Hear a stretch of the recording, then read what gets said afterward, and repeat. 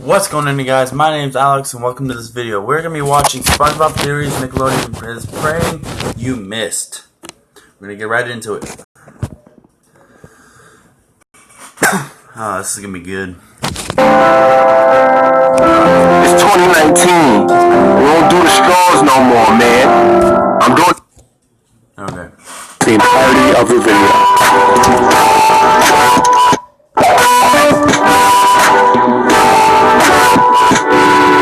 To be entered into a monthly shoutout contest, please leave a like on this video and comment your thoughts below after you've watched the entirety of the video.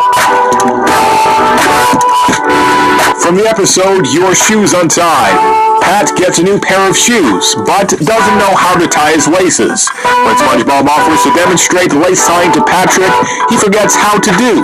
SpongeBob suffers various calamities, trying to make it through his day with his laces untied and him tripping over everything. In the end, it's Gary who reminds SpongeBob how to tie his laces by teaching him a groovy song to help him remember. In the intro of this episode, right before Patrick comes over to SpongeBob for help, SpongeBob is seen very relaxed and quite inquisitive as to what he's watching on the TV.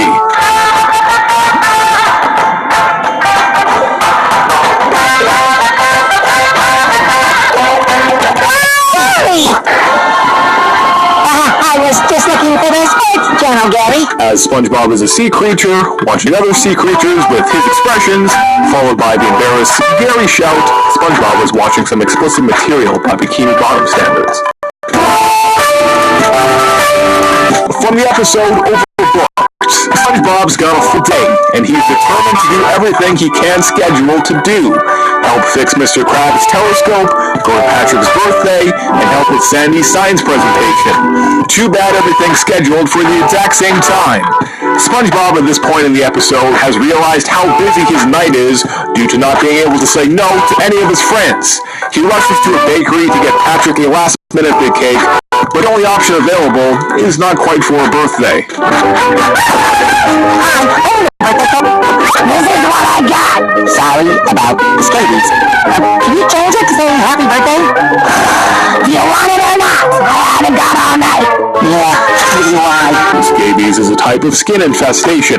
Mites burrow and lay eggs inside of the skin, leading to a lot of itching accompanied by a rash. The joke here is that someone gave someone else scabies. This is a reference to STIs, which are transmitted during certain adult activities.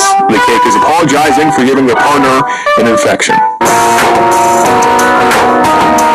SpongeBob adopts a stray worm, and to his surprise, the worm gives birth to some worm babies overnight. But since Gary won't play nice, SpongeBob needs to find loving homes for his new slimy, weird-looking friends. SpongeBob very much so becomes attached to the worm, and shortly after giving birth, he needs to sabotage a garbage truck in order to protect the worm babies. When one of the garbage men come up to SpongeBob, there is something wrong with the garbage man.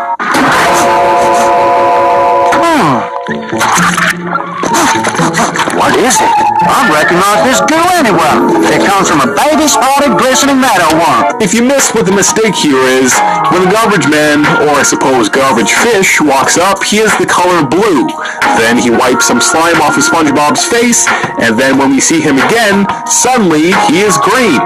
Once again, originally blue, but then he turns green. Maybe he's like a chameleon in that he can change to the color of whatever he comes in contact with. Well, probably not. It's very likely just a little error. From the episode, Chocolate with Nuts. SpongeBob and Patrick want to make some extra cash, so they decide to sell chocolate bars door to door. They have no luck at first. In fact, they end up buying more stuff than selling stuff. That is, until they start lying to sell the chocolate. What inspires them to start lying is a billboard that they see that claims for some chips to be good, when SpongeBob has in fact tasted them himself and completely disagrees with them being good. Patrick makes a comment that is kind of strange. I don't understand what we're doing wrong. I can't understand anything. There must be something to this selling game that we're just not getting. Other people do it. I mean, look at that. Eat barnacle chips. They're delicious. They are most certainly not delicious. Not the way I use them. Honestly, this one is much more so open to interpretation than some of the others, but the delivery of Patrick's comment makes it seem like it's something inappropriate as to what he does with the chips.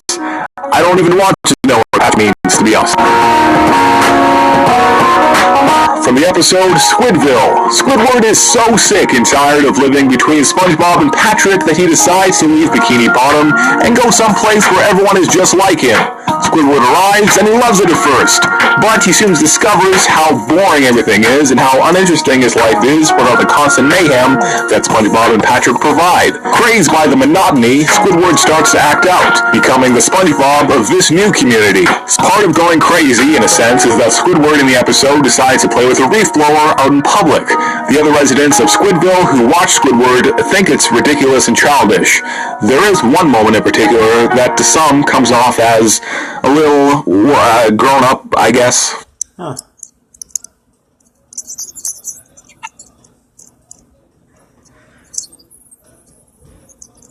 Missed out on what I'm referencing? Yeah, probably. As in order to get to this supposed joke clip, it needs to be paused at this frame, where it portrays a pretty crude thing to be doing, let alone in public. From the episode My Pretty Seahorse, SpongeBob finds a stray seahorse and adopts it. When it comes to time to go to work, SpongeBob can't bear to leave him alone at home, so he takes him to work and hides him in the kitchen. When Mr. Krabs gets wind of it, he orders SpongeBob to take the horse home.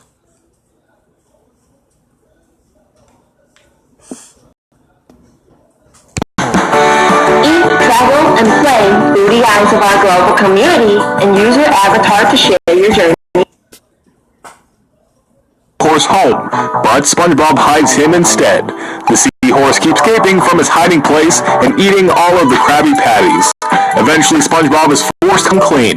When SpongeBob has to start the work day, he was the seahorse outside the Krusty Krab initially. A customer generally claims, "Hey look, Mr. Krabs put in a kiddie ride. Why don't you try it out?" "I can't find the coleslaw. Here it is."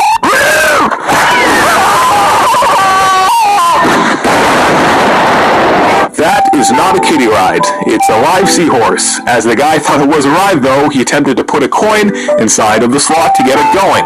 But once again, it's a real seahorse. A female seahorse to add as well. The coin did not go into a welcome spot.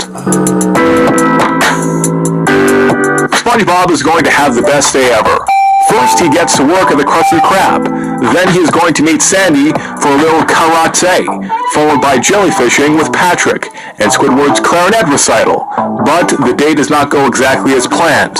Each of his friends is having a problem, which SpongeBob naturally sets out to solve. But this costs him every item on his perfect agenda. When a disappointed SpongeBob realizes that his entire day has been sacrificed, his friends rally around him to give their thanks and make sure his day is really the best ever. Finally, for this one, there isn't any jokes we're looking at from the episode itself. However, this is episode 20 from season 4. Think about it. Episode 20 from season 4. We're talking about 420, April 20th, the day many fans of marijuana celebrate their lifestyle and culture. This episode's called Best Day Ever. From the episode, Gary takes a bath. It's time to give Gary a bath, but he doesn't want to take one. SpongeBob tries to lure Gary into the tub, but he refuses to go. In the end, Gary outsmarts SpongeBob by luring him outside. SpongeBob falls into the mud and ends up even dirtier than Gary ever was. Gary meows and goes back inside. One of SpongeBob's plans to get Gary to have a bath is to make everything more fun by saying that there's a secret treasure in the bathroom. SpongeBob dresses up as a pirate, has the bathroom door marked with an X where the treasure is, and even the bathtub is painted like a treasure chest. One comment SpongeBob makes is questionable, though. Wow, Gary, look! A pirate treasure chest! Wow! Why, no, Gary, this isn't the bathtub. It's treasure! Look, doubloons! Don't drop them. Doubloons, SpongeBob says. When this joke clicked for me, I was honestly surprised that this was allowed by Nickelodeon to be put into a show. But hey, I guess that took years to us older to understand they hit it well. In prison, it can be a scary place, and in the shower, when left exposed and vulnerable, you may need to be on alert at all times. If you drop the soap in the shower, I think you get what I'm saying. From the opposite spy buddies. Determined to uncover Plankton's next devious plot, Mr. Krabs sends SpongeBob and Patrick to spy on him. When Plankton sends a blimp, everything goes into panic mode. Squidward makes a comment that seems to be a reference to women's health. Like surgery too low. No, Mr. Krabs. It's that time of the month. Turn your weather stations! The joke here is about women's menstrual cycles. Well, once a month, they bleed from below. As Squidward says, it's that time of the month, talking about Plankton when he tries to steal the Krabby Patty formula, but as a big red blimp comes over, it certainly represents women and how they often feel bloated. Also, another layer is Squidward diving away to hide in the bathroom, as it's a stereotype that during that time of the month, things can get very emotional, so to say. Thank you all for watching. Have yourself a fantastic rest. That's funny. Thank you all for watching. Have yourself a wonderful rest. Don't forget to subscribe, like for more content. Well, subscribe for more content. I'm still getting it. I'm still getting this. Comment down below what you want me to react to. I say that in every video. And stay lit.